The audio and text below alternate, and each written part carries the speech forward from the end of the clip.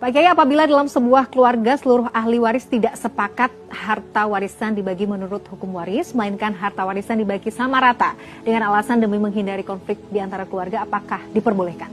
Jadi kalau pertanyaannya ikut ayat waris apa ikut kesepakatan, itu bergantung. Karena hukum waris itu Allah turunkan, itu bukan karena kesepakatan untuk sama, karena kesepakatan, karena ketidaksepakatan terhadap pembagian. Maka Allah turunkan hukum waris, ketentuannya. Kalau kamu berantem, berselisih, maka tunduk sama ketentuan Allah. Nah, kalau pertanyaan ini, kan mereka tidak mau pakai hukum waris. Maksudnya, laki dengan perempuan itu sama saja. Boleh enggak? Boleh. Kalau dibangun dengan sulh. As-sulhu itu kesepakatan berbasis kerelaan. Semua, bukan mayoritas. Ini bukan soal demokrasi. Semua ahli waris.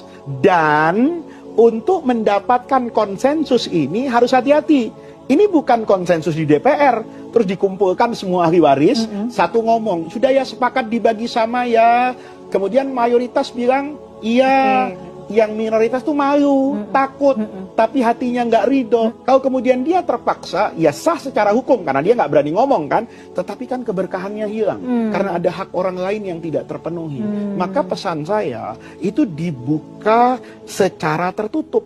Misalnya, kalau ini meninggalkan ibu yang istrinya bapak, anaknya banyak. Kemudian ibu yang mendekati pendekatan, bukan rame-rame satu-satu. Anak pertama ditanya, gimana? Kalau kita ini sekarang sudahlah dibagi rata saja ya, sama ini ahli warisnya ada 8, sudahlah dibagi 8, ibu ngambil secukupnya dari sini, tidak lebih dari bagian ibu 1/8, atau kan ibu nggak ngambil lah, cuman ibu ikut kalian dulu lah di rumah ini. Maka seperti itu boleh nggak? Iya boleh, karena basisnya ridho. Tapi kalau ada salah satu dari ahli waris yang tidak ridho, maka jalan penyelamatannya cuma satu, ya kembali kepada hukum waris. Dan pesan saya, nih kata guru saya nih, sepanjang hidup tidak ada orang yang mendapatkan keberkahan itu karena rebutan warisan.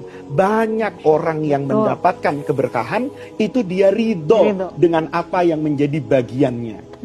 Kan kita nggak ikut ngapa-ngapain, timbang dikasih, timbang terima. Dan itu keringat orang tua kita, hargai. Jangan sampai, wah ini ruko saya nggak strategis, ruko itu terima dengan kelapangan dada. Dengan rasa syukur orang tua masih bisa meninggalkan itu, maka kata guru saya, nanti kamu lihatlah apa yang akan Allah berikan. Karena begini Mila, menerima warisan dengan lapang dada, itu juga bagian dari birrul walidain.